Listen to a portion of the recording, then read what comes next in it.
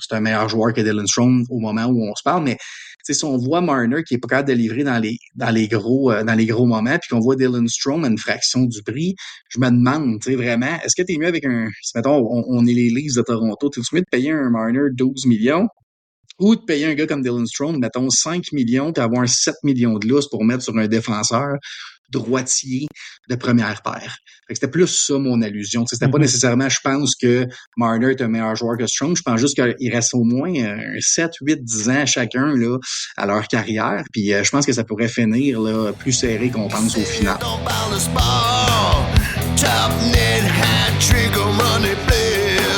On suit les signatures, les drafts pis les scandales. Les agents libres t'invitent à jaser. Va mettre ta bière au fret. Écoute les agents libres, c'est Corby, JF, Charles. Les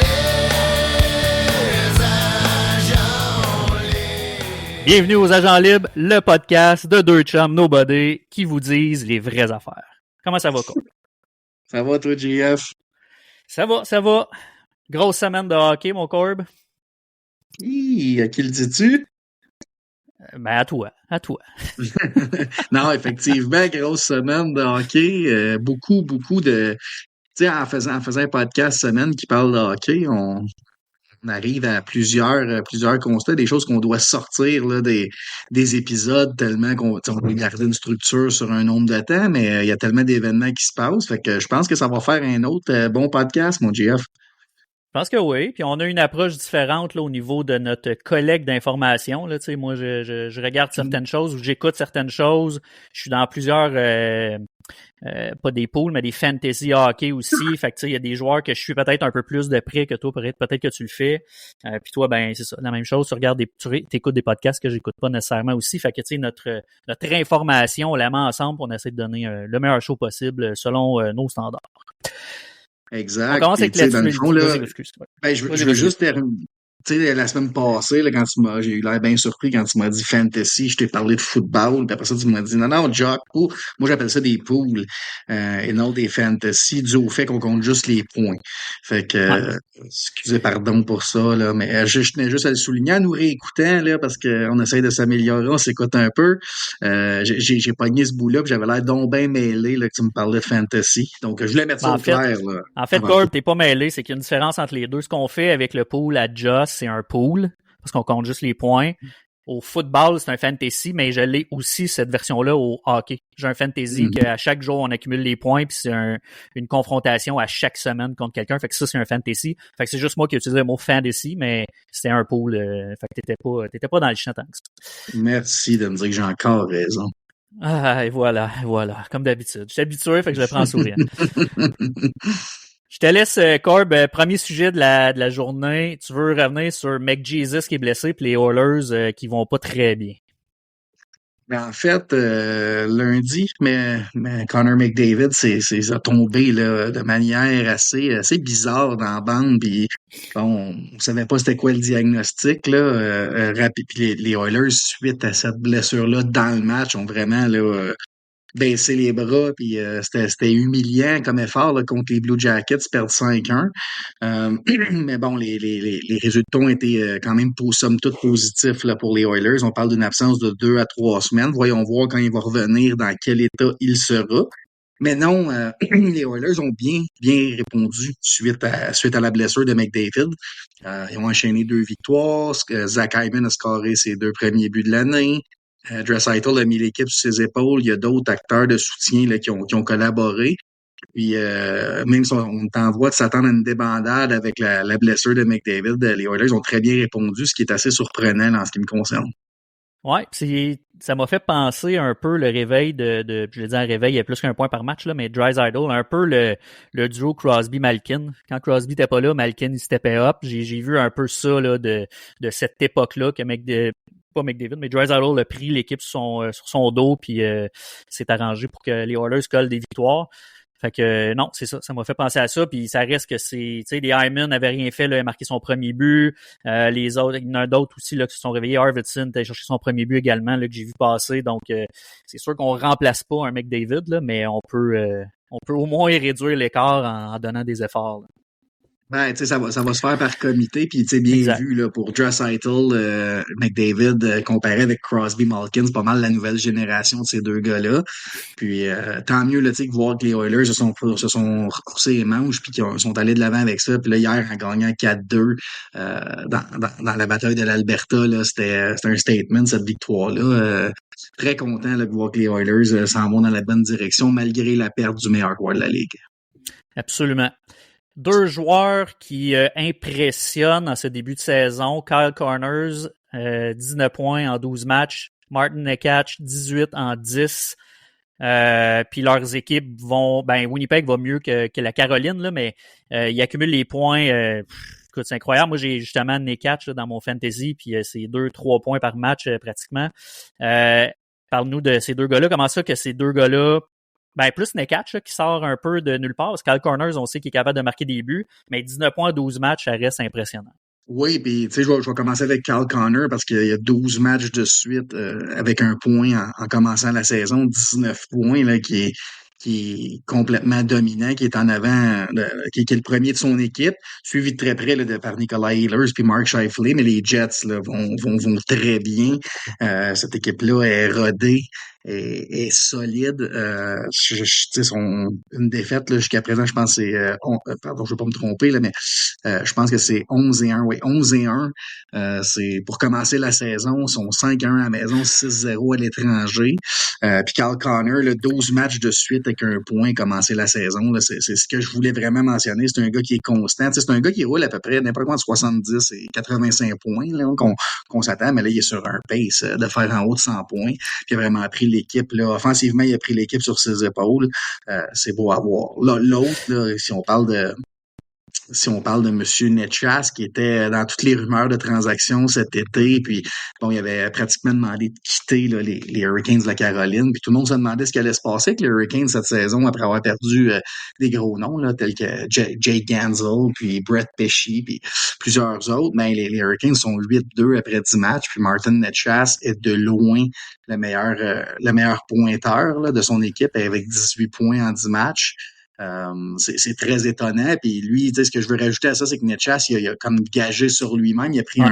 un bridge deal, si on veut. Tu sais, l'équipe voulait pas lui donner le contrat qu'il voulait. Puis lui, bon, voulait pas signer à long terme avec un plus petit AAV, là, une moyenne annuelle.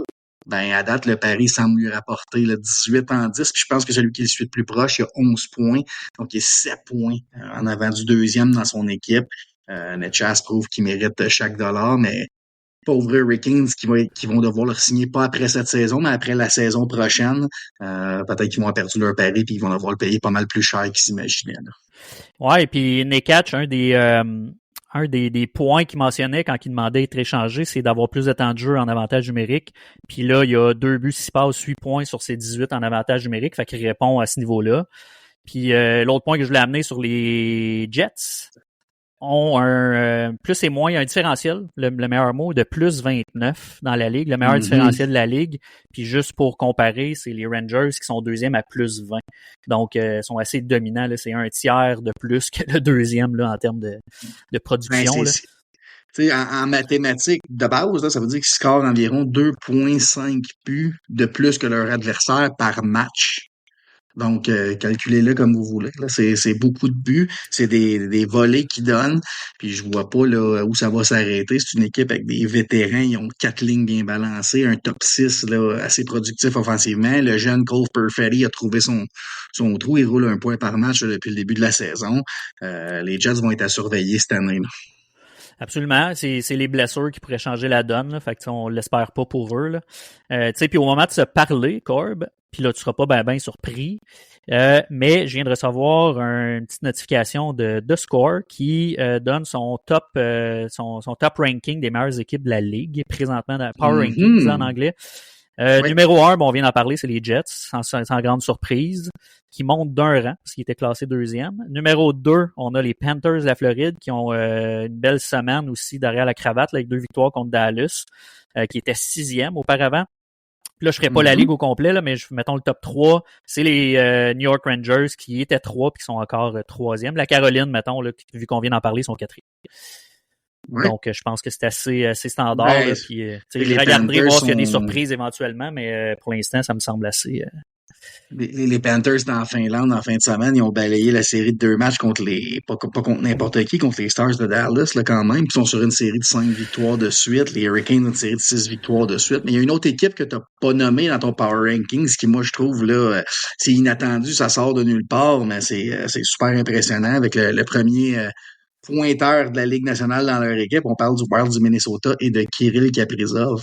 Qui aurait Ouais. pensé qu'après 10-11 matchs, Kaprizov serait au top avec l'équipe de la manière qu'il est constituée actuellement là, du Wild du Minnesota, mais lui, Matt Boldy, Zuccarello, euh, Joel Eriksson Ek, ça va vraiment super bien. Fait que le Wild est très surprenant en début de saison. Je me demande, là, en fait, c'est la dernière année là, du dead money sur des contrats de Ryan Suter et Zach Parise. Regardez le Wild de près pour cette saison, mais surtout l'été prochain. Il faut signer Kaprizov, mais faut aussi, il va probablement avoir assez d'argent aussi pour aller chercher d'autres pièces maîtresses là, dans cette équipe-là. Puis le Wild a un bon prospect pool, là, j'en reparlerai un autre moment, là, vraiment en profondeur, mais ils ont beaucoup de bons jeunes joueurs qui s'en viennent là, pour se greffer à l'alignement actuel. Donc, regardez le Wild de près. C'est une belle équipe excitante à regarder. Oui, absolument. Puis, tu sais, je regarde le classement, justement, ils sont partis de 11 à 6. Ça fait quand même un gros step-up là, pour Minnesota dans le power Ben ranking, oui, je le répète, de score. 3 victoires de suite. Puis, tu sais, le défenseur Brock Faber, là, qui est en nomination. En fait, Brock Faber a été acquis dans l'échange de Kevin Fiala, qui est passé du Wild à Los Angeles. Brock Faber était la pièce maîtresse de l'échange. 22 ans, joue 25 minutes par match. C'est le premier défenseur. C'est celui qui joue le plus de temps des avantages numériques. Il est sur la première règle avantage numérique aussi. Quel échange de Bill Guérin, là, l'échange de Fiala. Oui, effectivement. Puis tu sais, tu as parlé de Minnesota, Kaprizov. Là, j'ai un blanc, je me souviens pas qui a mentionné ça, mais il y a quelqu'un qui mentionnait que pour lui, Demidov, c'était presque une Moi. copie conforme de Kaprizov. Je sais pas ce que tu en penses de ça, mais c'est quand même quelque chose. Tu sais, on voit Kaprizov aller, puis ça fait saliver un peu là, de penser que Demidov, ça rapproche de ça. Ben, tu sais, pour moi, c'est pas, il y a pas de joueur identique à Demidov ou à Kaprizov, là, si on veut, mais tu sais, Ouais. dans le style, le patin, la manière qu'il ouvre les hanches là pour contrôler la rondelle, pour faire le cycling, puis garder le puck dans l'autre zone, c'est très semblable Demidov et Kaprizov. Je pense que Demidov peut-être un petit peu plus explosif sur patin, mais Kaprizov là, c'est un joueur exceptionnel. Puis tu sais, oui, il s'est amené tard dans la Ligue nationale, là, vers 23-24 Ouais. ans. Puis depuis ce temps-là, il est rentré, tu sais, recrue de l'année, puis il est dominant. Fait que moi, je m'attends sensiblement au même impact. Tu sais, est-ce qu'il va être pareil Kaprizov, Demidov? Moi, l'impact qu'il amène dans son équipe, c'est ce que je pense qu'on va voir de Demidov à Montréal. Peut-être pas à sa première saison, puisqu'il va être un petit peu plus jeune. Il devrait avoir 19/20 ans au courant de l'année quand Demidov va s'amener. Mais attendez-vous qu'un Demidov de 22-23 ans transporte les Canadiens un peu de la même manière que Kaprizov a transporté le Wild du Minnesota ces dernières saisons. Dans tes notes d'avant-show, tu as mentionné quelque chose, puis je veux que tu m'expliques parce que Ouais. je veux savoir où tu t'en vas avec ça, là, parce que je t'avoue que moi, quand je lis ça, je reste surpris un peu, puis j'ai hâte de savoir où tu t'en vas, justement, comme j'ai mentionné avec ça. Mais Dylan Strome meilleur que Mitch Marner. Bon, ça, c'est sûr qu'en lançant ça comme ça a l'air complètement farfelu, surtout si on regarde les débuts de carrière des deux gars. Mais une carrière, pour certains, ça peut durer 15-20 ans. Pour d'autres, c'est un petit peu plus court. On sait, tu sais, je vais partir avec Mitch Marner, on sait la grogne qu'il y a eu des partisans dans les dernières séries. Puis chaque fois là, que Mitch Marner se rend en série, puis que les Leafs underachieve, puis que Marner a de la misère à se mettre sa feuille de pointage, c'est lui là, qui est pointé du doigt à Toronto. T'sais, oui, il y a eu John Tavares, mais là, tout le monde s'est rendu compte assez rapidement que les meilleurs jours de Tavares étaient derrière lui, tandis que Marner, au salaire qu'il gagne, devrait être un des leaders offensifs qui transporte cette équipe-là, ce qu'il fait jamais quand ça compte. Donc, il est souvent mis sa sellette à Toronto. Puis, d'un autre côté, Dylan Strome, qui a eu beaucoup de misère à partir sa carrière, puis vous allez comprendre là, pourquoi je compare les deux. Là, ceux qui sont plus suivent un peu plus le repêchage vont comprendre, mais c'est qu'en 2015, là, Connor McDavid a été choisi premier. Jack Eichel a été choisi deuxième. Je pense qu'on ne pouvait pas se tromper avec ces deux choix-là. Mais les choix 3 et 4, le 3 par les Coyotes à l'époque, Coyotes de l'Arizona, ça a été Dylan Strome. Puis le choix numéro 4, cette année-là, ça a été Mitch Marner par les Leafs de Toronto. Donc, depuis le début de la carrière, tout le monde est un peu abasourdi. Dylan Strome, voyons donc, tu sais, qui a rien fait. Mais tranquillement, pas vite, quand tu regardes sa carrière à Dylan Strome, ça a été long avant qu'il rentre dans la Ligue nationale. Puis c'est vrai que son coup de patin est assez déficient. Mais depuis quelques saisons, il est là. Il joue sur le premier ou deuxième trio au centre. Puis dans mes notes, tu sais, je l'ai écrit vite fait, GF, là, mais il y en a un qui gagne 12 millions, puis il y en a un qui en gagne 5. Puis Marner est à renégocier là aussi. Tu sais, c'est pas, je sais très bien que Mitch Marner, là, c'est un meilleur joueur que Dylan Strome au moment où on se parle, mais si on voit Marner qui est pas capable de livrer dans les gros moments, puis qu'on voit Dylan Strome à une fraction du prix, je me demande, tu sais, vraiment, est-ce que t'es mieux avec si mettons, on est les Leafs de Toronto, t'es-tu mieux de payer un Marner 12 millions ou de payer un gars comme Dylan Strome, mettons 5 millions, puis avoir un 7 millions de lousse pour mettre sur un défenseur droitier de première paire. Fait que c'était plus ça mon allusion. T'sais, c'était pas nécessairement, je pense que Marner est un meilleur joueur que Strome. Je pense juste qu'il reste au moins 7, 8, 10 ans chacun là, à leur carrière. Puis je pense que ça pourrait finir là, plus serré qu'on pense au final.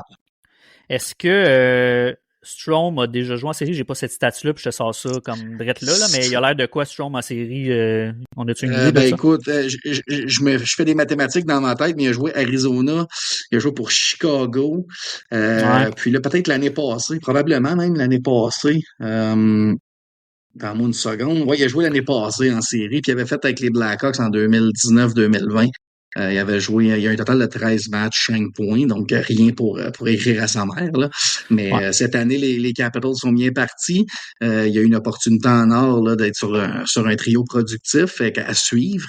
Mais je voulais pointer que Dylan Strome, beaucoup avait abandonné, puis il semble ressurgir ces dernières saisons. Ouais, puis en fait, ça coïncide beaucoup avec son arrivée à Washington. Là. Il semble avoir eu un déclic depuis son arrivée là. Puis c'est pas une ou deux saisons. Là. Il semble à 17 points, 11 games, il semble reparti de plus belle.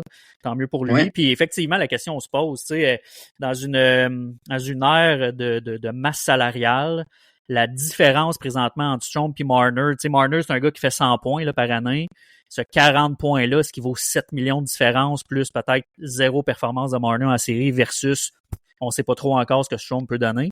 Mais effectivement, je pense que dans plusieurs situations, la question se pose à ce niveau-là. Là. 7 millions, c'est pas... c'est pas de salaire, on se pose pas la question, on prend Marner là, parce que Strome n'a rien accompli non plus en série, mais la question se pose sur les années à venir, l'avenir de Marner à Toronto, puis Strome qui semble bien en selle à Washington. C'était ça que je voulais pointer, là. Mais je les suis les deux depuis le début de leur carrière, là, puis j'ai hâte de voir la suite. Ouais, puis je pense qu'il y a une différence aussi dans l'entourage de la personne. Là. Quand tu considères les joueurs qui sont autour de Marner, mais Strome avec ces gens-là, si Marner est tout seul, par exemple, à San Jose, c'est différent. Qui est moins bien entouré, mettons. Exact. Juste pour terminer ça, encore une fois, on a parlé de plusieurs équipes, dont les Oilers, là, qui allaient moins bien. Nashville semble se ressaisir, là, 4 victoires en 6 matchs, puis ça coïncide avec le réveil de Stamkos, qui a 4 points en 3 matchs. J'ai rien d'autre à ajouter à part ça, sauf que faut croire que ça y prend un petit peu d'ajustement là, pour avoir joué aussi longtemps que les mêmes joueurs. À Tampa Bay, ben Stamkos revient tranquillement, puis je pense pas, malgré son âge, qu'il va passer de 80 points à 36 cette année. Là. Fait que je pense que c'est bien pour Nashville qui ont dépensé beaucoup d'argent pour les 4 prochaines années. Là. Ben oui, puis pour juste ajouter à ça, ils avaient commencé l'année 0-5-0, puis sont maintenant 4-6-1, donc 4-1-1 dans leurs 6 derniers matchs. Il y a du positif. Corb, le CH, cette semaine, la semaine passée, on trouvait qu'il y avait une semaine difficile. Cette semaine, non, la semaine passée, la semaine passée, il s'en était sorti avec 2 victoires la fin de semaine contre Saint-Louis et Philadelphie pour finir la semaine 2-3. Puis là, cette semaine, c'était permis de croire là, que le Canadien passerait une belle semaine en affrontant Seattle. Seattle, là, j'ai oublié jeudi qui ont joué jeudi. Pittsburgh? Non, c'est samedi, ça. Non, Pittsburgh, c'était samedi. En fait, peu importe, là, je vais le trouver, Ouais. c'est Washington. Ben oui.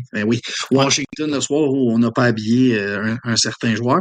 Washington et Pittsburgh, ben on se permettait de croire qu'on avait une autre possibilité d'aller chercher 3-4 points sur une possibilité de 6, puis ça s'est pas passé comme ça. Là. Le Canadien était 0 victoire et 3 défaites cette semaine. Pas de points récoltés en prolongation, absolument rien. Ça porte le total pour la saison à 4 victoires, 7 défaites et un match nul, ce qui est le troisième pire résultat de la Ligue nationale actuellement. Là. Si la saison se terminait aujourd'hui, le Canadien aurait le troisième pourcentage de chance dans le boulier pour le repêchage. Pour certains, c'est une bonne nouvelle. Pour d'autres, ça l'est moins. C'est pas tout de suite qu'on va parler de ça. Mais ce qui m'inquiète, là, le pire, c'est la statistique qui ressort de cette semaine-là. C'est que le Canadien a marqué 6 buts en 3 matchs et en a concédé 17. Donc, les games, là, à ce calcul-là, les games se finissaient 6-2. Toute la semaine, on se faisait outworker. Ça a été un petit peu mieux samedi contre Pittsburgh. Là, on a eu un match, mais très, très peu d'opportunisme. Il y a juste Christian Dvorak qui a réussi à aller compter un but. On a perdu Slavkovski lors de ce match-là. On ne sait pas pour combien de temps encore. Un cheap shot d'Achiari, on y reviendra. Mais quelle semaine désastreuse là, pour le Canadien. Si le but c'était le mix puis de rester relevant là, jusqu'à temps que Patrick Laine revienne, va falloir qu'il se place. Beaucoup blâment le système défensif de Martin Saint-Louis. Moi, je te dirais que ça prendrait quelqu'un qui fait les arrêts là, entre les poteaux pour commencer. Puis après ça, on pourrait peut-être parler du système défensif que des fois je trouve erratique. Mais ni Caden Primo ni Samuel Montembeault là, cette semaine ont fait quoi que ce soit pour faire monter leur valeur puis aider le Canadien à remporter des matchs. Ouais, j'ai commencé en fait en disant que ça fait 2 semaines que ça va pas bien, mais en fait, même si on a eu 2 victoires en 3 défaites, en 3 matchs la semaine d'avant, ça fait 2 semaines, peut-être un peu plus, qu'on parle du système de Martin Saint-Louis, puis à quel point Patrick Roy versus Martin Saint-Louis. Là, cette semaine, c'est Pascal Vincent versus Martin Saint-Louis, puis l'expérience de Pascal Vincent qui va très bien en bas.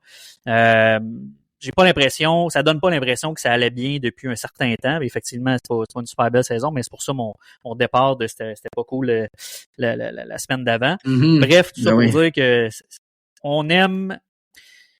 Tu sais, je regardais le classement, là. Oui, on est 3e avant-dernier, mais tu sais, on est à 3 points d'être dans le top 20, mettons. Tu sais, on est en début de saison, il n'y a rien de catastrophique, mais là, j'ai l'impression que the boat is sinking big time, là. Moi, j'ai confiance en Martin Saint-Louis, fait que j'ai hâte pour la suite. Ben, tu sais, JF, l'Atlantique, là, pour en ce qui nous concerne, le Canadien, le Canadien a 9 points, puis le troisième en a 14. Le Canadien a un match en main là-dessus. Fait que ils sont très près, puis il y a rien d'inquiétant, il y a rien de dramatique pour l'instant, mais c'est dans la manière. Ouais, absolument. Les gardiens font pas les arrêts, les défenseurs, l'autre semaine contre les Rangers dorment au gaz, sont sur le icing, là, ce que je pointe là. Là, il y en a, il y a une façon de jouer en tout cas. Maintenant, il y avait le man-to-man en zone défensive, maintenant il joue de la défensive de zone. Ça a été expliqué, là, j'ai vraiment écouté, pour mieux comprendre les technicalités de jouer de la défensive de zone. Puis je comprends c'est quoi le but d'essayer d'inculquer ça à tes joueurs, c'est d'être capable de bien répondre dans toutes les situations défensives. Oublions pas, puis tu sais, ça c'est un appel au calme, c'est un appel à se souvenir où on en est. Le Canadien est en reconstruction. Puis ce qu'on fait présentement avec les joueurs, c'est de leur montrer des systèmes de jeu qui vont être utiles quand le Canadien va être contender pour faire les séries, en fait, là, prétendant pour faire les séries, puis peut-être contender pour gagner la Coupe Stanley. C'est là ce qu'on voit actuellement, ça va payer. Je comprends que ça peut être frustrant pour le fan qui paye, le fan qui regarde à la TV. Puis tu sais, moi aussi, là, je suis inquiet pour la saison du Canadien, mais je suis pas inquiet pour le rebuild du Canadien encore parce que 3-4 de nos meilleurs joueurs sont même pas arrivés encore ici. Bon, ceci étant dit, je suis pas d'accord avec toutes les décisions qui sont prises. Je pense que c'est souvent les mêmes joueurs qui sont soit récompensés ou soit punis, là, on le sait, là, mais une rotation en défensive, c'est toujours les mêmes, c'est toujours les jeunes, puis c'est correct, là, je veux dire, ça fait partie de l'apprentissage, mais en attaque, je comprends pas, tu sais. Des gars qui ont des passes droits, puis tu sais, moi, Christian Dvorak, mes attentes sont tellement basses qu'ils me déçoivent pas tant que ça, mais là, le match le match contre Washington, là, c'était pire que pire. Là. Il a eu de l'air fou. Il a vraiment eu l'air un gars qui était plus à sa place sur une glace de la Ligue nationale. Puis on arrive samedi au match, puis bon, premier trio, Caulfield, Suzuki, puis là, ils nous mettent Josh Anderson. Autant que je vois l'utilité d'un Josh Anderson sur une 3 ou sur une 4, on peut-tu arrêter définitivement cet essai-là avec Suzuki et Caulfield? Il les menotte. Il les voit pas. Et oui, il rouvre peut-être le jeu avec son patin, mais il ferme le jeu dans ses décisions. Surtout qu'il n'y a pas que sur sa palette, il n'est pas capable de la remettre à un des deux. Le jeu meurt dans les coins. T'sais, ces décisions-là, puis tu sais, il y a des expériences qui se font là. Puis un coach comme Martin Saint-Louis doit prendre le pouls de la chambre, consulter ses assistants, tout ça. Mais sur le decision making des coachs, oui, il peut être remis en question, mais l'état de panique, il faut vraiment lever une bûche. Là. On se calme. Le Canadien, il y a 12 matchs de jouer. Là, quand on sera rendu là, à mi-saison, puis si on est en bas de la barre des 500, on s'inquiétera. Mais ce qui arrive présentement, c'est normal. Il y a eu des grosses blessures. Mais c'est ça. Toute l'équipe doit en donner mieux. Puis je pense que ça part d'en arrière. Il commencerait par les goalers. Ensuite, la défensive doit mieux jouer. Moins de crampes au cerveau. Puis après ça, les attaquants doivent continuer là, à produire quand c'est le temps. Là, je te pose une question qui est plus technique. Tu vas pouvoir me répondre beaucoup plus facilement parce que même moi, je connais pas la réponse. Au football, dans la NFL, les coachs arrivent avec un système défensif qui est 4-3 ou 3-4. Donc, 3 joueurs sur la ligne de mêlée avec 4 en arrière ou 4 sur la ligne de mêlée. Il te faut les joueurs pour jouer ça. C'est un système qui est différent. Il te faut des joueurs plus rapides ou moins rapides ou plus costauds ou peu importe. Au hockey, le système de zone versus un système de man-on-man, I guess. Est-ce que Martin Saint-Louis est rendu au point qu'il doit changer sa vision des choses défensivement parce qu'il n'a peut-être pas le bon staff pour jouer du zone, ou c'est comme tu disais tantôt, écoute, ils sont là pour apprendre, on va encaisser ce coup-là, c'est juste qu'à un moment donné, il faut qu'il y ait le déclic et qu'ils comprennent le système. Là. Ben, il y a beaucoup de stock dans ce que tu dis, puis je vais essayer de segmenter ma réponse, là. Mais tu sais, moi, je pense pas qu'il doit changer ce qu'il fait là. Lui, il l'a expliqué en disant la Ligue nationale s'en va là, puis c'est vrai, là, on le voit ailleurs. Puis c'est vraiment de s'échanger la couverture. Là, moi, on me l'expliqué, c'est dans le fond, tu as 2 défenseurs, 3 attaquants, puis quand bon, je vais revenir à la base. Le man-to-man, on joue ça sur un breakout, l'autre équipe rentre dans la zone. Le premier 10, 15, 20 secondes, dépendant comment ça se déroule, on joue le man-to-man. Quand l'équipe réussit à s'installer, puis à faire le cycling, puis à garder le puck dans le fond de la zone, le ramener en arrière, puis garder le jeu en vie, là, comme on dit, là, c'est là que la défensive de zone s'installe pour essayer de couper les seams, là, les lignes de passe, les lignes de shot, clair.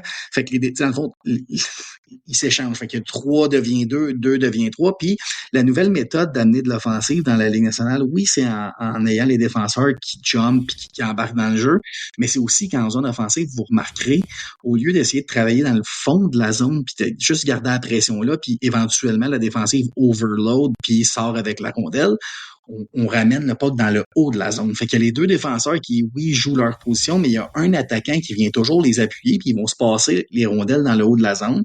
Ça désengorge le bas de la zone à ce moment-là, puis c'est plus facile si on est squeezé, là, si on est sur le point de se faire enlever la rondelle, on la pousse par la bande en arrière du net, puis on recommence. C'est comme ça que les équipes, puis on le voit de plus en plus depuis quelques années, mais s'installent des 1, 2, puis des fois 3 minutes dans l'autre zone. Mais c'est vraiment en travaillant comme ça. Fait essayer de faire du man-to-man dans une situation de 2-3 minutes dans la zone, celui qui a comme mandat pour checker McDavid ou de checker le meilleur joueur l'autre bord, McKinnon, il arrivera pas pendant 2-3 minutes. Fait qu'il faut trouver des alternatives, puis je pense que c'est ça qu'ils font. Pour ce qui est du staff, moi, je pense qu'il y a une bonne partie du staff qui est capable de le faire, puis il y en a une autre partie qui est pas capable. Kent Hughes a hérité de cette équipe-là. Il a sorti beaucoup de monde, mais il reste quand même des vétérans plus slow, peut-être avec un moins gros IQ. Puis, je pense à Anderson, là, quand je dis des choses comme ça, autant que j'aime Anderson, autant que des fois, il a l'air perdu dans ce système-là. Je suis pas sûr que David Savard suit très bien quand il doit monter à la pointe puis continuer à couvrir en défensive de zone. C'est normal, mais tu sais, des Caden Goulet puis des Nick Suzuki ont pas de problème à suivre ce système-là. Là. C'est des gars qui ont leur IQ puis le patin pour le faire. Je pense que quand l'équipe va arriver à maturité, à terme, ben là, l'avoir pratiqué à partir de cette année puis de l'année passée, ça va porter ses fruits pour le montrer aux nouveaux joueurs qui rentrent. OK. Fait que J'espère toi, que ça a répondu à ta question. ouais, ça répond. Écoute, il y a des Lane Hudson, puis les plus jeunes, là, selon toi, ils s'adaptent assez facilement à ce système de jeu-là. Oui. Ben, tu sais, Lane Hudson, je l'ai pas nommé parce que autant que tout le monde doutait de ses capacités défensives, ben, il est mis dans toutes les missions. Fait que Martin doit aimer ce qu'il voit. Puis Lane Hudson, s'il a une méga qualité, c'est son cerveau qui processe le jeu plus vite que tout le monde, hein. Fait que Oh, je ouais, suis absolument. zéro inquiet pour des Lane Hudson, des Jack Eye, des Struble. Ça m'inquiète pas du tout. Matheson, on le sait, là, sa force c'est pas la défensive. Donc, j'ai de la misère à évaluer qui le réussit bien.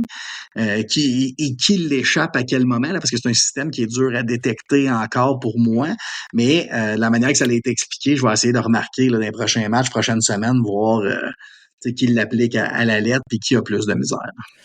Ouais. Tu viens de mentionner deux noms, Corb, Arbor puis Struble, Arbor Jacky et Struble. Oui, Deux choses différentes. Premièrement, Arbor, encore une fois, a été laissé de côté dans un match, si je me trompe pas. Pas de ouais, victoire. Donc, le Canadien n'a aucune victoire sans Arbor dans le line-up. Et l'autre point que tu voulais soulever, c'est sa réaction. Moi, je t'avoue que ce match-là, je l'ai pas vu là, quand Slav s'est fait blesser, ouais. mais j'ai vu la fin de la partie là que Arbor est parti après Cherry. Parle-nous un peu de Arbor, ton boy. Là. Ben, tu sais, moi, cette semaine, les Canadiens jouaient le Kraken, Washington et Pittsburgh. Puis le seul match où il a pas joué, c'est contre Washington. Il faudrait qu'on me l'explique, là, celle-là. C'est la seule équipe qui avait, ben, la seule équipe qui avait des vrais toughs, qui pouvaient penser intimider le Canadien. C'était Washington avec Tom Wilson, Dylan McIlrath, là, entre autres. Puis il n'a pas été habillé, puis ils ont perdu 6-3, puis ils ont été dominés physiquement, puis Wilson a frappé Hudson après un sifflet, puis bon, là, pour ceux qui pensent que je dis que Jacky aurait empêché ça, tu ne peux pas empêcher un joueur de prendre des libertés, sauf que tu peux réduire le nombre de libertés qu'il va prendre. Puis juste un exemple, c'est les Capitals. Dylan McIlrath et Tom Wilson vont faire que cette équipe-là, oui, quelqu'un va, tu sais, ça va arriver, là, un coude au visage, puis il va frapper par en arrière, mais quand tu as des gars comme ça s'arrête là habituellement. Ceci étant dit, Slav est rentré dans le coin, il restait pas beaucoup de temps au match. Cherry a fait puis Cherry, là, il a gossé toute la game, là. Cherry a fait ce qu'il appelle un reverse hit, mais il était loin de la rondelle. Je pense qu'il savait ce qu'il faisait là, avec son dos / son épaule. Il a pris il a frappé là, Slavkovski à la tête. Slavkovski semblait ébranlé. Il a lancé son casse en se dirigeant vers le vestiaire, tout pointe vers une commotion. Mais c'est ça. Après ça, la game était serrée. La game était 2-1. Donc, qu'on réponde pas immédiatement, il restait 3 minutes, c'est 2-1. C'était la bonne chose à faire de pas répondre sur le coup, puis d'aller chercher un 2 minutes, puis de s'enlever des chances de gagner le match. Mais ce que j'aime, ce que j'ai aimé, c'est qu'on a donné l'opportunité à Arbor Jacky d'être sur la glace en fin de match, puis d'aller régler ce qu'il avait à régler. Puis bon, il est sorti le genou à Cherry, une mêlée s'ensuit. Ce que je veux pointer, c'est surtout que Jaden Struble a lâché les gants, ce qu'il avait pas fait souvent. Je pense qu'il avait fait ça une fois avant. Puis il a lâché les gants parce qu'il est à côté de quelqu'un qui peut prendre plus gros que lui. Fait que Jaden Struble a lâché les gants contre Ryan Gray, s'est fait brasser quand même pas pire, mais moi, juste qu'il ait été puis qu'il ait pas hésité, je lève mon chapeau à Struble, qui présentement le mérite son poste dans l'alignement bien avant Justin Barron. Mais c'est ça, c'est que je trouve que si Struble amenait ça dans sa game plus régulièrement, au lieu d'attendre là, que ce soit que le match soit fini, que le match soit hors de portée ou que Arbor Jacky soit à côté de lui, je verrais son plus-value à cette équipe-là, mais présentement, je le vois pas nécessairement. Un petit peu de positif. Je pense il y en a au moins, ben, il y en a pas, il y en a plusieurs, là, qui a du positif quand même. Là, t'as parlé de Hudson tantôt, là, mais Cole Caulfield, l'homme qui marque à une seule place sur la glace. Encore en feu. Là, j'ai pas regardé s'il était premier ou deuxième au niveau des buts, là, mais il est à égalité, il me semble, la dernière fois que j'ai regardé. Ouais, moi aussi, dernière fois que j'ai checké, là, égalité en tête avec Sam Reinhart et Nico Hischier, 3 fois numéro 13, premier scoreur de la Ligue, un petit clin d'œil à Johnny Gaudreau ici, là. C'est magnifique de voir ça. Mais Cole a continué à marquer cette semaine, mais ce que je voulais parler surtout, là, ce qui m'a impressionné de Cole cette semaine, c'est que j'ai trouvé qu'il contrôlait la rondelle en zone offensive. Puis, écoutez-moi bien, je pense pas que sa force va toujours être de marquer un but d'un point précis, toujours de la même place. contre Pittsburgh, là, justement, il a fait un moment donné, là, une fois et demie le tour de la glace en essayant de se trouver une place pour décocher un lancer, puis il a fini par faire une passe à son coéquipier. Puis bon, si Caulfield, l'année passée, au retour de sa blessure, il essayait de montrer à Caulfield plusieurs autres, d'ajouter des atouts dans sa game, d'être plus passeur, fabricant de jeu. Et ben là, je pense qu'on commence à voir la vraie version de Cole Caulfield. Puis il est pas vieux. C'est un marqueur naturel. S'il est capable d'ajouter, contrôler la rondelle, puis vraiment là, mettre de la pression sur la défensive adverse juste en contrôlant, je pense que Caulfield pourrait rapidement là, devenir un joueur vedette là, dans Oui, absolument. Il le démontre. Est-ce que, plus je te lance ça de même, est-ce que c'est quelque chose... Parce que, tu sais, toi aussi, là, t'aimes ça, puis le volet sell high, buy low, là. Oui. Est-ce que Caulfield serait toujours un candidat pour toi à échanger, advenant qui connaisse la saison de sa carrière, puis tu fais comme, OK, on en profite, on va chercher un Dallin, par exemple, ou un autre gros joueur, on essaie de transiger ça, ou tu dis, OK, ben, s'il est capable de nous faire un point par match, 40 buts, non, on le garde. Non, tu sais, à 5 et 7, le gars va toujours être disponible là, pour moi. Là. C'est malheureux, c'est pas lui qui décide ça. Puis bon, c'est la force des choses. Mais tu sais, un Cole Caulfield qui en score 30, 40, 50, c'est un joueur utile. C'est dans la situation du Canadien, avec un top 6 loadé. Tu sais, c'est des maths. Là. La troisième ligne qu'on se parlait la semaine passée, Alex Newhook, Michael Hage, puis Joshua Roy. Je pense que c'est trois gars qui peuvent jouer dans un top 6. Fait t'as des munitions pour pouvoir te débarrasser, en fait, entre guillemets, te débarrasser, là, mais vraiment échanger un de tes joueurs top 6 actuels, que ce soit Dak, Caulfield, je n'aimerais pas Suzuki, là, mais Dak ou Caulfield pourraient devenir disponibles pour aller chercher une pièce manquante. On parlait d'un défenseur droitier de première paire. Il y a eu des noms qui ont été lancés, mais moi, si tu me dis que tu parlais de Rasmus Dahlin, je comprends que c'est pas un pour un. Là. Jamais Buffalo ferait Caulfield pour Dahlin, mais si tu me dis qu'un Caulfield et, je sais pas moi, un First ou Caulfield et un Josh Roy, exemple, peuvent attirer l'attention pour un Rasmus Dahlin, ben moi, je suis on top de ça. C'est sûr que c'est quelque chose que je vise, mais je serais pas actif à vouloir l'échanger. Je me dis juste que dans la situation qu'on a là, s'il est pas là présentement, Caulfield, on n'a pas de saison. Là, je pense qu'au lieu d'être 4-7-1, on est peut-être 2-9-1, puis ça ferait mal, mais en même temps, la bonne offre pour lui, je suis toujours à l'écoute.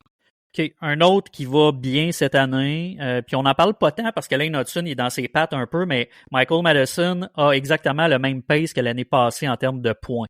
Donc, l'année passée, il a 62 en 82. Cette année, il est 9 en 12. Mike Madison, on l'échange présentement ou on attend? Mike Matheson, pour moi, il est de trop. Puis je pense pas que ça, tu sais, ça c'est vraiment le fan de salon en moi, là, mais je pense pas qu'avec le message qu'on essaye de lancer, puis je suis pas dans le champ, là, semble-t-il que c'est tout un être humain, mais il est pas le plus méritant présentement. Puis pour moi, il est pas celui qui donne le plus d'efforts. Puis présentement, malheureusement, puis on en a parlé au premier épisode, GF, mais il bloque Lane Hudson du premier powerplay, puis le premier powerplay commence à avoir un petit peu plus de difficultés. Je pense que le Canadien est plus aux alentours du 20e rang, là, ce que j'avais vérifié plus tôt. En powerplay? Puis, powerplay, ouais. Powerplay, le pourcentage, on est autour de 20%, ce qui régresse depuis le début de la saison. Mais en tout cas, moi, ce que je veux dire, c'est que ça paraît, là, la première vague tourne en rond, mais Matheson prend des shots complètement inutiles. Il n'y a rien qui change, je vous apprends rien, c'est pour ça que j'élabore pas plus que ça. Mais ce que je veux dire, moi, par rapport à Matheson, c'est que il serait parfait si on était dans une équipe qui veut ou qui va faire les séries, qu'on aurait besoin d'un gars sur une deuxième vague d'avantage numérique qui est capable de jouer 20-22 minutes par match. Matheson serait un candidat parfait. Mais dans la situation actuelle à Montréal, puis je sais qu'il y a des blessés, mais tu sais, si un Matheson, puis Matheson peut être intéressant pour certaines équipes. Là, j'en ai nommé quelques-unes, mais tu sais, des équipes comme Nashville, les Islanders, le Kraken, Utah, c'est des équipes qui essayent de faire les séries, qui, dans le cas de Nashville, ben, je pense que ils vont vouloir y aller pour cette année, faire les séries puis performer. Ben, le premier défenseur à gauche, c'est Roman Josi, puis le deuxième, ben, on ne sait pas trop c'est qui, tu sais. Fait que Matheson peut être super intéressant. Il y a Brady Shea, mais Brady Shea joue avec qui aussi présentement par manque de profondeur du côté droit. Après ça, les Highlanders, on parlait, tu sais, la semaine passée, j'ai fait des polls, mon GF, là, puis il y a des chiffres qui sont sortis de ça. Mais tu sais, les Ouais, vas-y. Highlanders ont un besoin de défenseurs offensifs autre que Noah Dobson, qui est quelqu'un pour bouger à la rondelle. Puis on parlait de, moi, je parlais de Ryan Pollock, tu sais, je verrais quelque chose là qui viendrait les deux se donneraient un coup de main, puis je pense que le Canadien irait chercher un petit plus avec ça. Utah a perdu Sean Dursey et John Marino pour pratiquement la saison au complet. Donc, tu sais, il y a beaucoup de possibilités. Puis les Blues de Saint-Louis ont perdu Philip Broberg cette semaine, qui allait très bien. Tu sais, je te parle toutes d'équipes qui vont se battre pour les séries ou qui vont faire les séries. Fait que, tu sais, je pense qu'il y aurait un marché pour Matheson, puis aussi bien de l'échanger avec Hudson le dépasse, là, selon moi. En effet. Écoute, il y a plein de match-ups. Je sais pas si c'est le bon moment là. Tu sais, il y a pas, il s'est blessé il y a 2 ans, Matheson, là. Il y a pas une historique de gars blessés, là. Faut pas venir fou avec ça. Non.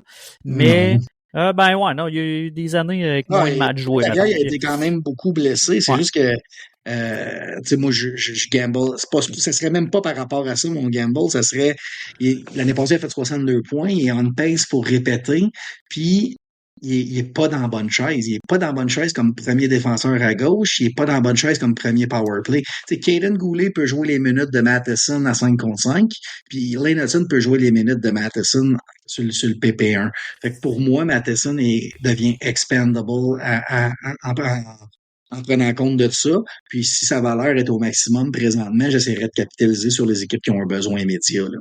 Ouais. Ce que je voulais aller, c'est plus présentement, présentement, pas à trade deadline. Présentement, là, je serais sur le téléphone. Ben, en fait, tu sais, un gars, mettons là, que tu veux échanger Michael Matheson, je pense pas que tu peux te mettre à appeler plein de monde pour l'échanger. Tu fais baisser sa valeur. Tu sais, mais si quelqu'un dans des directeurs généraux s'intéresse à Matheson, là, je pense que tu peux aller chercher vraiment quelque chose de tangible là, qui va amener ton équipe à un autre niveau. Là. Peut-être pas cette année, mais dans l'optique où le Canadien est en rebuild, là, ça Ouais. pourrait être une bonne pièce qui revient en retour, là. Corb, j'ai envie de jumper à quelques prospects qui ont attiré ton attention cette semaine. Puis je veux commencer. On va revenir souvent avec lui parce que j'aime bien ça t'agacer, là, mais Will Smith qui a marqué ses 2 premiers buts cette semaine. Oui, puis écoute, je m'offre la tribune pour donner mes choix, puis je sais que ça vient avec des fois se tromper et réussir, puis c'est pas parce que Will Smith a compté 2 buts là que mon opinion de lui a changé, mais je dois avouer que jeudi soir, quand j'ai vu ces 2 buts, ces 2 snipes là, pure, j'avais jamais vu un but comme lui de lui, là, comme celui-là avant. Il a même pas arrêté. Il y a la réception du puck avec son patin direct sans l'arrêter dans un trou gros comme le puck. Vraiment un très beau but. Puis après ça, ice slot. Mais tu sais, on s'entend, là. C'était pas, je me souviens pas exactement c'était contre qui, mais c'était pas une grosse équipe. Puis deuxièmement, les 2 fois, il était laissé seul. Fait que ça, tu sais, je suis pas inquiet pour lui s'il y a de l'espace. C'est que dans la Ligue nationale, il y en a très peu d'espace. Mais je tenais à souligner là, qu'il a scoré vraiment 2 beaux buts. Malheureusement, il a rien refait là, dans son match. Je me souviens pas si c'était samedi ou dimanche qu'il jouait, là, mais il a rien fait. Mais j'ai hâte, tu sais, je souhaite pas de mal à Will Smith. Puis tant mieux là, s'il vient un gars de 90 points puis que je me suis trompé, là, je lèverai la main. Mais je voulais souligner ces 2 buts vu que je casse beaucoup de sucre sur son. Ouais, c'est une bonne idée. Il a fait ça Ben contre oui. Chicago. 2 buts contre Chicago. Chicago, exactement. Fait que, c'est sûr, Peter Mrazek ou quelque chose comme ça dans les nets, là. C'était des beaux buts, c'était des buts qui auraient marqué contre à peu près n'importe quel gardien, là, je tiens à le dire. Mais bon, j'ai mes réserves sur la suite des choses, mais faut le souligner quand ça arrive. Quand ton premier dans la NHL, c'est un beau but de même, puis que tu suis avec un autre, là, très beau, ça vaut la peine d'être souligné. Yes. Je te laisse je te laisse faire le tour un peu des Ouais. ligues, là. Je sais que tu veux me parler de la JMQ, la OHL, BHL, ainsi Ouais, tout ça. Fait que je te laisse faire le tour à ton rythme. Ben, dans le fond, c'est que j'aime ça aussi. Tu sais, oui, il y a les prospects là, qui sont actuellement dans les autres équipes. Puis des fois, les semaines, je veux parler de ce qui est déjà repêché. Mais là, tu sais, faire le tour de la CHL présentement, là, les 3 ligues, WHL, OHL et LHJMQ, je trouve que c'est super intéressant parce qu'il y a des gros prospects qui vont sortir, là, vraiment top 10, top 15 qui dominent dans ces ligues-là. Je pense que c'est important de les nommer. Là, mais dans la LHJMQ, qui allait dénoyer revenu d'une blessure, là, une blessure mineure, mais 7 points en 2 matchs en fin de semaine, qui, pour moi, les consolide sa place là, autour du top 10, là, dénoyé, là, tu sais, pour moi, ça sera jamais un premier centre dans la Ligue nationale, mais ça pourrait être le deuxième centre là, idéal. Là, soit, pour moi, il est exactement ce qu'on s'imaginait que Pierre-Luc Dubois serait devenu. Ce gros bonhomme capable. Je pense qu'il a dénoyé un meilleur IQ, peut-être un petit peu plus petit, mais un meilleur IQ. Mais tu sais, c'est sensiblement le même joueur, le deux gros centres gauchers qu'on voyait là. Dans le range du 60 à 70, 75 points, peut-être. Je pense que Caleb Desnoyers pourrait amener ça. Puis, qualité de leader, il y a déjà un A sur son chandail à 17 ans. Je voulais le noter, le 7 points en 2 matchs. Puis, la semaine passée, je vous ai parlé, là, mais Porter Martone et Michael Misa se livrent une lutte pour le premier pointeur là, de la OHL. C'est super intéressant à suivre. Mais Porter Martone a fait un statement là, en fin de semaine, 3 matchs, 7 points. Je pense qu'il est maintenant 4 points en avant de Misa, là, si je me trompe pas. Martone, là, moi j'avais Schaefer comme numéro 1, Martone me fatigue beaucoup. Mais si tu as un choix top 3 cette année, tu te trompes pas bien, pour être honnête. Puis dans la Ligue de l'Ouest, dans la WHL, ce qui est super intéressant, puis on voit pas ça souvent, mais c'est 3 gars qui sont pas repêchés, qui dominent la Ligue. Gavin McKenna, numéro 1 dans la Ligue, a fait 2 buts, 4 passes en fin de semaine en 2 matchs. Ben McKenna, même pas éligible au repêchage de 2025. Lui, ça va aller à 2026. En Donc, plus, regardez là, parce que oui, puis tu sais, McKenna, là, c'est le meilleur depuis Bédard, puis certains disent c'est le meilleur depuis McDavid. Il y en a beaucoup qui mettent McKenna devant Bédard là, au même âge. Reste à suivre, là. Moi, je suis pas encore prête à faire ça.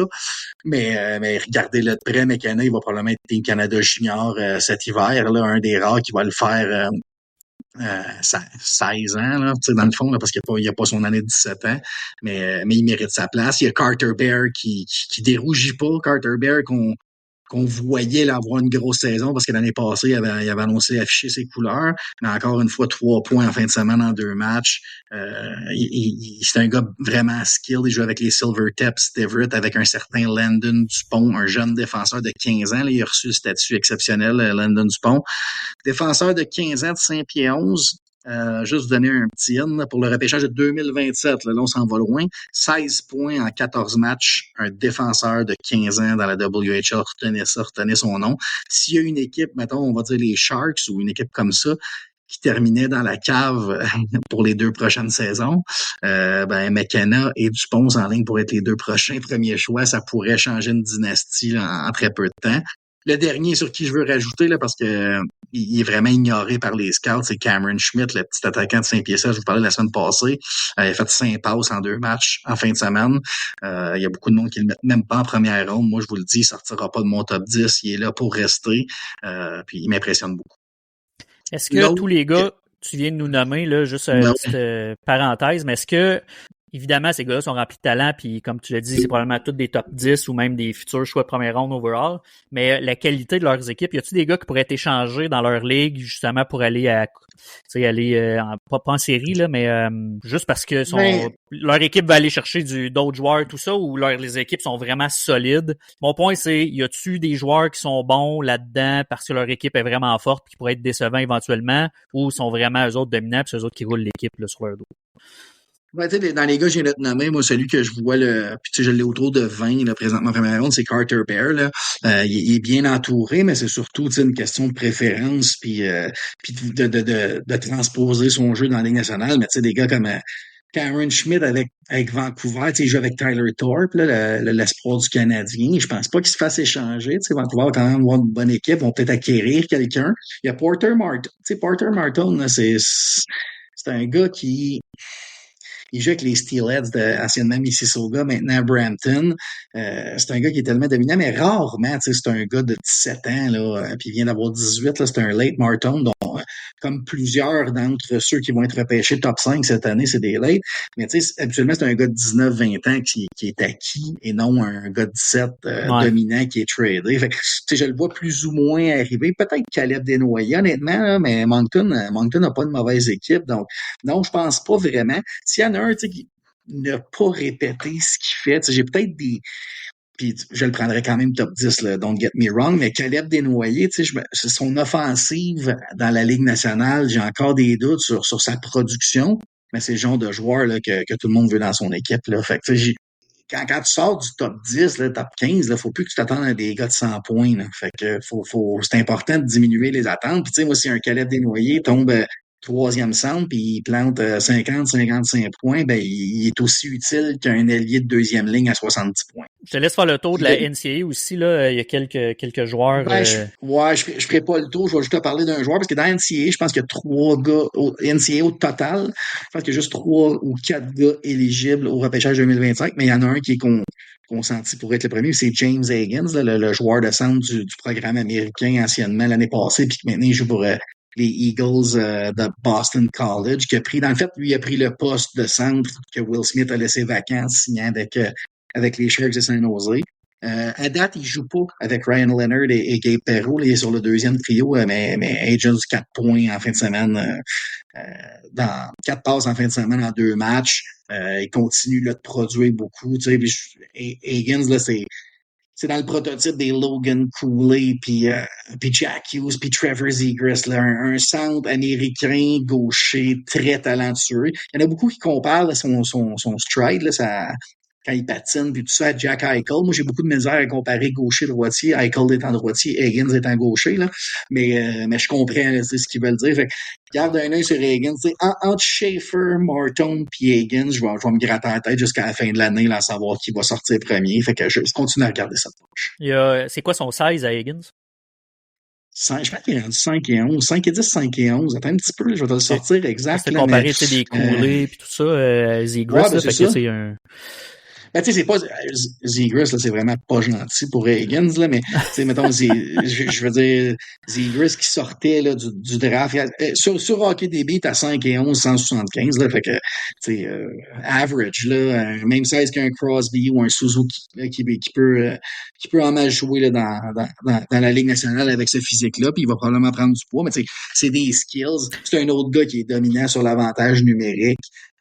Mais ça va être intéressant cette année parce que c'est un des rares drafts, là, ben, en fait, le draft de Slavkovski en 2022, mais c'est quand même rare qu'il n'y ait pas de consensus premier. Puis cette année, c'est ça, fait que ça va être une année le fun à suivre pour ça. Je te lance sur le Canadien dans les prospects juste parce que je sais que t'es pas un grand fan des gardiens à Montréal. Là, Montembeault, c'est correct, là, mais c'est pas l'avenir du Canadien. C'est plus Primo que t'aimes pas. Est-ce que le Canadien, c'est Fowler qui est dans les mineurs, il a connu un bon début de saison. Est-ce que tu as suivi un peu ces dernières semaines? Est-ce que tu es encore primé à dire ça c'est notre gars, attachez votre truc pour les prochaines années, ou tu te gardes une gêne, tu dis on verra quand ça arrive? Parce qu'on a un problème entre les poteaux. Oui, ça, oui. Puis, les goalers, c'est un exercice dans lequel j'aime pas me lancer. Là. Quand j'en vois un bon, là, puis que je le remarque, je suis capable de dire, ah, lui, il est vraiment dominant. Fowler, je me fie ses opinions externes, là, des Pierre Maguire, Ryan Whitney, Spit and Chicklets, puis bon, plein d'autres anciens joueurs, anciens coachs, Fowler, c'est un gamer, puis il se lève quand ça compte, puis il fait gros arrêts, puis j'y crois, là, honnêtement, je suis vendu, je suis sûr que Jacob Fowler, ça va fonctionner. Mais, tu sais, les goalers, ça relève de la sorcellerie un peu. J'aime autant pas, tu sais, je veux pas faire de prédictions sur son futur. Beaucoup de goalers, ça dépend le système qui est joué devant eux, le staff de défenseurs qui est devant eux. Est-ce qu'on joue une game super offensive? Puis, tu sais, les statistiques un jour, là, puis je suis sûr que c'est comptabilisé, là, puis c'est moi qui est dans le champ, mais, tu sais, il y a des goalers, là, qui vont exceller sur, une entrée là, à pleine vitesse, en contrôle de la rondelle, une passe, un shot, ils vont exceller à ça. Puis il y en a d'autres qui vont être meilleurs quand le jeu s'installe, contrôler retour, tout ça. Fait que tu sais, je suis pas assez. Je trouve que c'est vraiment là, un domaine en soi, les goalers. Mais je pense qu'avec Jacob Fowler, surtout le choix de troisième ronde, là, c'est quel value pick. Puis je pense que tu sais, il est vu par plusieurs anciens, là, comme je disais, comme la relève d'un net. Là, il est déjà préféré à des gars qui ont été repêchés avant lui la même année. Il a passé en avant des gars comme Wallstead et Kosa dans les rankings sur les meilleurs là, qui s'en viennent pour la Ligue nationale. Donc, c'est sûr qu'on n'a pas le choix d'être excité. Mais il faut y donner au moins 2 ans là, après cette saison. Là. Moi, je pense qu'il termine la saison, il est si bon que ça, on le sait, il s'en va à Laval, une saison minimum. Là, minimum une saison, puis peut-être 2. Puis sinon, ben, entre-temps, il faut trouver une solution. Absolument. J'ai hâte de voir ce qui va se passer avec ça parce que, à moins que les deux se relèvent, là, mais tu sais, Montembeault a eu une saison difficile pour commencer l'année passée. Je sais qu'il était 3 et tout, là, mais là, c'est ça. C'est pas juste le système My two défensif. cents, là, my two cents sur la situation actuelle des gardiens à Montréal, c'est call up Dobesch, puis voit ce qu'il peut te donner, là. On est rendu là. Malheureusement, c'est une situation d'urgence. Les deux font pas la job. Moi, je pense que Montembeault bénéficie d'avoir un adjoint de qualité à ses côtés. Jake Allen, il donnait une bonne opposition les dernières années. Puis bon, malgré certaines performances en entier, en général, il a bien performé. Fait que, je serais curieux de voir Montembeault vraiment challenger pour le spot de numéro 1, voir comment il répond. Puis c'est pas Caden Primo qui va lui donner ce challenge-là. Là. Ouais, on commence à être d'accord pas mal. Là. Je laissais des chances à Primo parce que c'est ça. Je laissais des chances, toujours plus long un gardien à développer, mais là, la corde elle devient moins longue un peu. Là. Quand il est rendu à pas loin de 25, le Primo, à un moment donné, ça se peut, là. Il y en a. C'est pour un Charlie Lindgren, dans mes 10 gars, que ça n'a pas marché. Là. Fait que moi, Caden Primo, tu sais ce que j'en pense depuis le jour 1. Puis l'année passée, il m'a surpris lui aussi dans le système à 3 goalers. Là. À un moment donné, j'ai gaulé une coupe de solide dessus. J'ai fait OK, on a peut-être un deuxième goaler, mais là, il revenait. Il goal des grosses games quand il joue contre Philadelphie, là, l'ancienne équipe à son père. Puis sinon, ben, c'est souvent erratique. Effectivement. Corb, le show achève. Ça passe quand même vite, mais je veux qu'on respecte l'heure qu'on se donne. Donc, on va la dépasser l'heure, Corb. Là, mais c'est ça. Comme d'hab, un petit 5-10 minutes de trop. Ouais, exact. Pas de trop, mais... Je te lance sur 2 rumeurs d'échange que j'ai vues sur les réseaux sociaux. Ça veut pas dire que c'est des vraies rumeurs, c'est juste des sites qui lancent des rumeurs, mais j'en ai vu certaines qui... Je me suis dit, attends, je vais demander à Corb son opinion, qu'est-ce qu'il en pense. Je pense que c'est le dernier show, tu avais parlé de Simon Nemec à New Jersey comme potentiel, que New Jersey cherchait probablement un vétéran ou quelqu'un pour le remplacer. Pas le remplacer, mais prendre sa place parce qu'il est encore jeune. J'ai vu une rumeur d'échange sur traderumors.com, pas .com, mais NHL Trade Rumors sur les réseaux sociaux. Nemec à Montréal contre Mailloux, Newhook, Méchard, puis le choix de première ronde des Flames. Ben, tu sais, je regarde ces échanges-là. Je trouve que, c'est irréaliste, là, juste par le fait que tu donnes 3 contrats versus 1. Je pense que c'est irréaliste. Si on décortique asset par asset, le meilleur joueur qu'il y a dans toute cette liste-là, c'est Simon Nemec. Donc, OK, Nemec est bien en avant. Logan Mailloux, est-ce qu'il peut devenir un top 4? Offensif, capable de jouer beaucoup de minutes. J'y crois, mais il n'y a pas de certitude. Il y a beaucoup de crampes au cerveau, de la mollesse un peu dans le jeu de Mailloux. Ça peut. Pour moi, il est encore très jeune, là, c'est un projet. Puis tu sais, je pense que le problème avec Mailloux, c'est de vouloir l'amener rapidement. Là, une autre année pleine à Laval. Puis si ça en prend une autre l'année prochaine, là, j'aurais aucun problème avec ça. Alex Newhook, Philippe Méchard, pour moi, c'est des beaux assets que le Kent Hughes est allé chercher pour justement repasser éventuellement dans un trade pour les pièces manquantes. Donc, j'aime l'idée. Et Calgary First 2025. Moi, c'est sûr que 4 à 7 contre 1, je suis plus ou moins à l'aise avec ça. Mais Simon Nemec vaut ça là, amplement selon moi. Fait que, moi, est-ce que je pull le trigger sur cet échange-là? C'est ça. Je pense que le first de Calgary, peut-être de trop, Méchard, peut-être de trop. Mais bon. Puis je pense que New Jersey, parce que Nemec appartient aux Devils de New Jersey, dans l'état que je regarde ça, il y a juste Newhook qui se rajoute à leur alignement présentement, puis ils ont déjà 4 lignes assez productives. Fait que je vois pas le plus-value pour New Jersey de faire cet échange-là. Mais si le Canadien est intéressé à Nemec, là, on jase. Là, moi, c'est peut-être pas les assets qui sont écrits là, mais je vais trouver une façon d'aller le chercher Nemec garanti. Puis dans mes Twitter polls que je te parlais, j'ai mis 3 noms, moi, qui pourrait intéresser le Canadien défenseur, qui pourrait venir là, pour plusieurs saisons. Puis j'avais mis Simon Nemec, j'avais mis David Jiricek et Rasmus Anderson de Calgary. Tu veux savoir les résultats, JF? Ben oui, absolument. Nemec à 59%, les gens prendraient Nemec. Puis j'avais écrit dans ma question là, que les 3 coûtaient sensiblement le même package. Là. Fait que Nemec à 59%, deuxième position, Rasmus Anderson à 23%. Et pour clore la marche, là, c'est David Jiricek à 18%. Moi, ce que je retiens de ça, c'est que quand Slav a eu une saison douteuse, là, son année recrue, puis que Jiricek faisait la pluie et le beau temps dans la Ligue américaine, ben, il y a des gens qui suggéraient d'avoir David Jiricek premier. On n'aurait pas dû prendre Slav, c'est Jiricek que ça prenait. Maintenant qu'Irichek mûrit tranquillement dans le club école des Blue Jackets, puis en jouant peu de minutes sinon à Columbus, ben, il est le troisième sur une liste de Nemetz, Irichek et Anderson. J'ai été très surpris de voir ça. OK. Moi, ce que, en fait, de cette, tu sais, notre discussion, c'était que si les Devils échangeaient Nemeth, c'est probablement pour un défenseur avec plus d'expérience, puis il n'y a pas ça dans Non, cette offre-là. Oui et non. Tu sais, les Devils, là, sont quand même setés, là, en défense. Là, t'as Dougie Hamilton à droite avec Brett Pesci, puis bon, tu peux mettre Simish Casey. Sinon, Brett, puis à gauche, t'as Luke Hughes, Jonas Sigan-Tyler, Brandon Dillon. Tu sais, je veux dire, Anton Silayev s'en vient. Je veux dire, les Devils sont setés. Pour moi, là, les Devils sont setés à défensive. Fait que, tu sais, moi, je pense que sortir Nemeth, c'est pour aller acquérir là, quelque chose dans ton top 6 qui te manque, top 6, top 9. Puis, tu sais, si t'as pas la grosse pièce pour Nemeth, ben, il faut que tu ailles chercher d'autres assets. Fait que, tu sais, moi, si, je sais pas, tu sais, mettons, là, on parle pour parler, là, puis, tu sais, c'est vraiment hypothétique, là. Mais mettons, Caden Goulet pour Simone Nemeth, est-ce que ça ferait du sens pour le Canadien? Est-ce que ça ferait du sens pour les Devils? Moi, je pense que les deux iraient chercher quelque chose qu'ils ont besoin. Est-ce que ça ferait du sens si on donnait Michael H? Aucun. T'sais, pour moi, ça ferait aucun sens. Est-ce que Kirby Dach pourrait être une option pour New Jersey? Oh, un attaquant top 6, top 9, 6 pieds 4, joue des épaules, connaît pas son meilleur hockey, mais quand même, Kirby Dach, on sait ce qu'il peut donner. Moi, je pense que c'est ça, là, c'est de tourner à l'entour de l'os, voir ce qu'il y a là, mais je suis pas sûr que la liste qui est là, c'est vraiment ce qui intéresserait New Jersey. Oui, effectivement. Deuxième rumeur d'échange, Lawson Krause de Utah Hockey Club contre des prospects et des choix. Je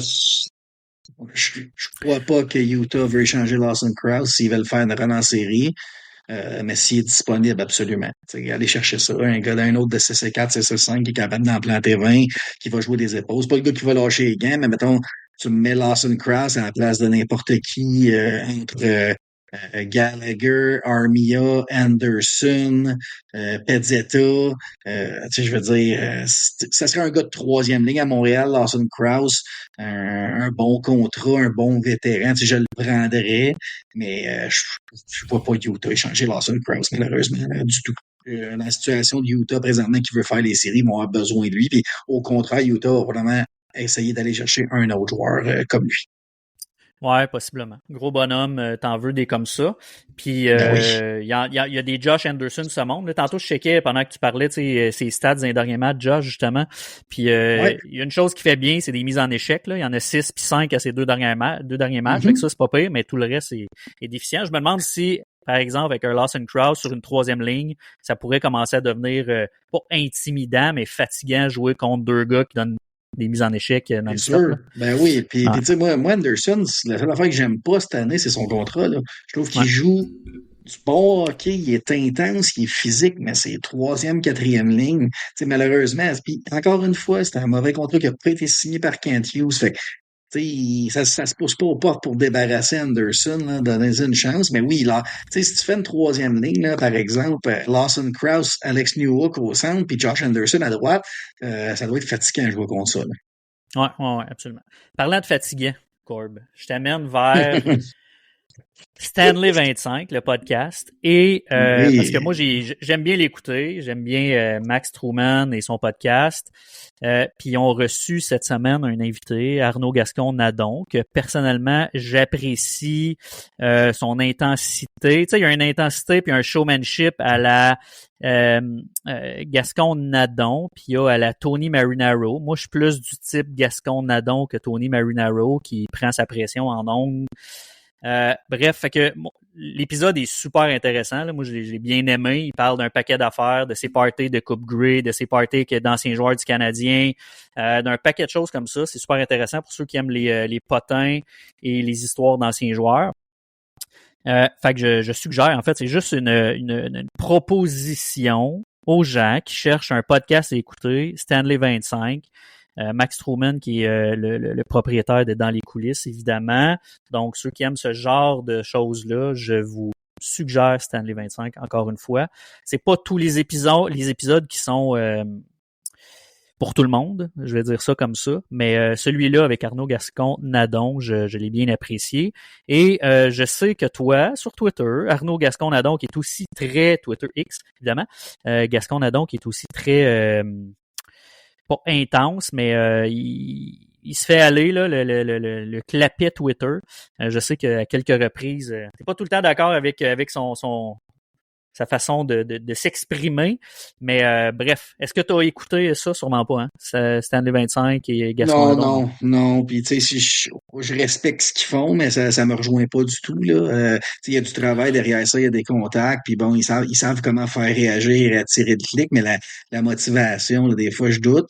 Pour ce qui est de lui, Arnaud Gascon-Nadon, tu sais, honnêtement, c'est quelqu'un qui, oui, s'affiche beaucoup politiquement pour une personnalité publique, puis il challenge les gens, mais c'est surtout là récemment, là, je l'ai vu dans un échange avec un autre Twitter, là, puis il offrait, là, si tu me dirais pas ça si tu me croises, parce que sinon, tu me dirais pas ça, puis tu sais, il disait pas qu'il allait le frapper, là, mais ça sous-entendait ça, là. Fait que, tu sais, moi, ça, là, jouer au bras après avoir joué au football, puis ouais, tu sais, être un gars physiquement plus gros que tout le monde, puis jouer à jouer de casse à la gueule, là, je suis pas là, là. Puis, c'est la bonne façon de me désintéresser de toi, là, fais ça, là, tu sais. Puis bon, tu me nommes, j'imagine en plus que ces podcasts-là sont pas gratuits. Puis Max Truman, ben, tu sais, moi puis lui aussi, on a eu quelques échanges là sur Twitter, mais bon, tout est dans le clic, là, le contenu, on s'en sac pas mal, c'est le nombre de clics qui compte, donc moi, ça me rejoint beaucoup moins. Mais comme tu dis, là, tu sais, il y a différents. Tu sais, ce qu'on aime, c'est personnel à chacun, puis il y a de l'offre pour tout le monde. Fait que, tu sais, tant mieux. Moi, j'aime ça que tu proposes ça, tu sais, dans le fond, quelque chose qui fait un peu différent, là. Mais moi, là, essayez même pas de m'avoir, là, ça arrivera jamais. C'est pas payant. D'ailleurs, là, Non. Non, t'as pas besoin de payer pour écouter son podcast. Je sais pas si c'est ça que tu voulais dire, là, mais t'as pas besoin de payer. Je pensais qu'il était Patreon. Ouais, il est Patreon, mais c'est du contenu exclusif sur Patreon. Le podcast, les épisodes sont gratuits. Ouais. Puis Arnaud Gascon-Nadon qui a aussi, d'ailleurs, le titre du podcast, mais ceux qui aiment le football, là, la ligne des mêlés, ça fait très bien le titre. Moi, j'adore ça. J'ai pas écouté beaucoup, mais je sais que ça fait réagir, puis que ça pogne vraiment beaucoup sur les plateformes de BPM Sport et leurs plateformes de podcast.